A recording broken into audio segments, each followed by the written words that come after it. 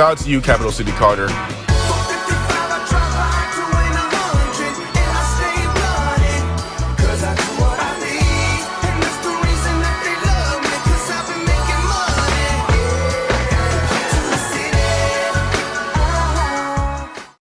What up everybody, it's Capital City Carter, and so many different sounds are utilized through rap music today. Several of those are based on location.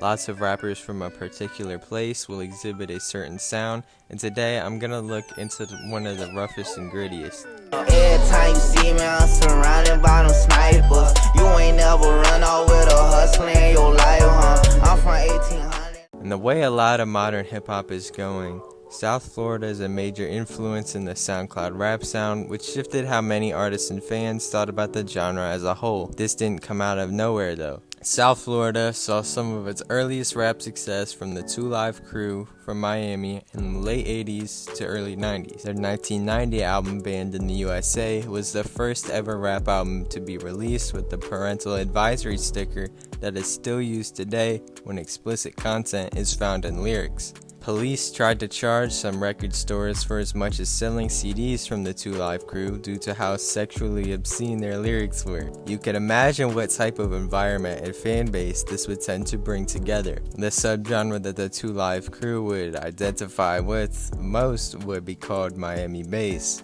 sometimes called booty music. Artists such as Trick Daddy, Trina, and Pitbull would carry on this sound somewhat before Pitbull decided to become a pop artist, and Trick Daddy decided to bring some darker, more reality-driven rap about being a thug in South Florida, which would eventually become the face of South Florida music, carried by names such as Plies and Rick Ross. Who the fuck you think you're fucking with? I'm the fucking boss. Who would birth acts such as Ace Hood and Gunplay.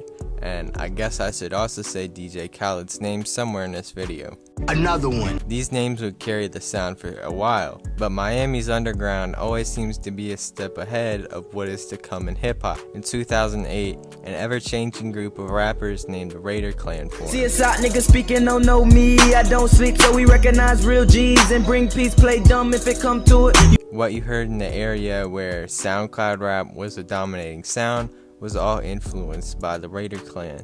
To get familiar with them, some of their starting members included Space Ghost Perp, Dodo the Don, and Denzel Curry, and later included names like Xavier Wolf, Chris Travis, Nell, and Rel, and Young Simi. Their sound mixed genres such as emo, house, hardcore, drill, and horrorcore that many compared to 3 6 Mafia. Another influence the group took in was from Egyptian mythology and philosophy, and they also wore all black. Space Ghost Perp would eventually become a controversial and somewhat unliked figure in the Raider Clan. Didn't last forever, but Denzel Curry ended up making a solid career for himself.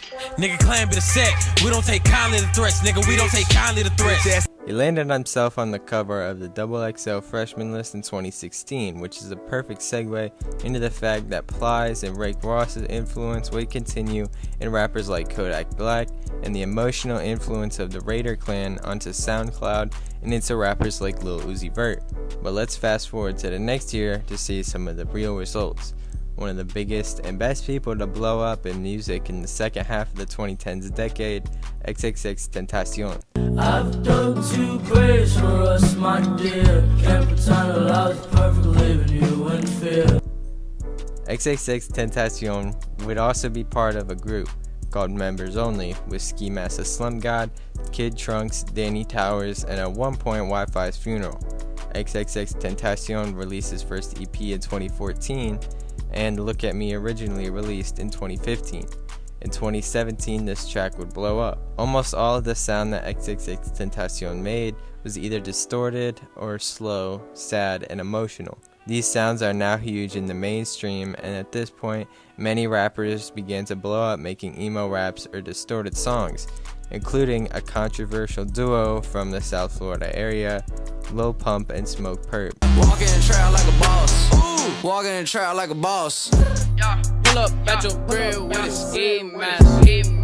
Lil Pump and Smoke Perp, rather than getting their influence from emotional music, mixed a distorted sound with Chicago drill with the goal to make the most ignorant song that they could that people would like.